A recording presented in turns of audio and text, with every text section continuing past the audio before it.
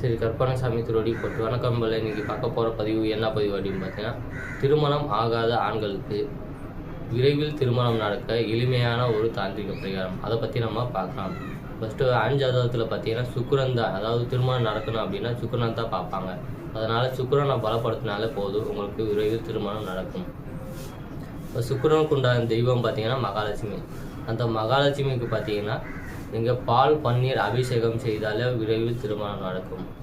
எந்த நாளில் போகணும் அப்படின்னு பார்த்தீங்கன்னா வெள்ளிக்கிழமை, அதாவது காலையில் சுக்கிர ஓரையில் அபிஷேகம் செய்வது சிறப்பு. அதாவது காலையில் பார்த்தீங்கன்னா வெள்ளிக்கிழமை காலையில் சுக்கிர ஓரை, அந்த டயத்தில் நீங்கள் போய் பால் பன்னீர் அபிஷேகம் பண்ணாலே உங்களுக்கு விரைவில் திருமணம் நடக்கும்.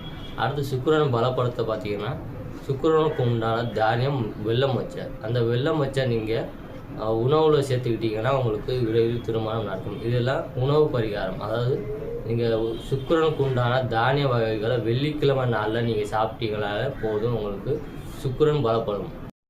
இந்த மாதிரி எளிமையான தாந்திரிக பரிகாரத்தை நீங்கள் செஞ்சு பாருங்கள், உங்களுக்கு விரைவில் திருமணம் நடக்கும்.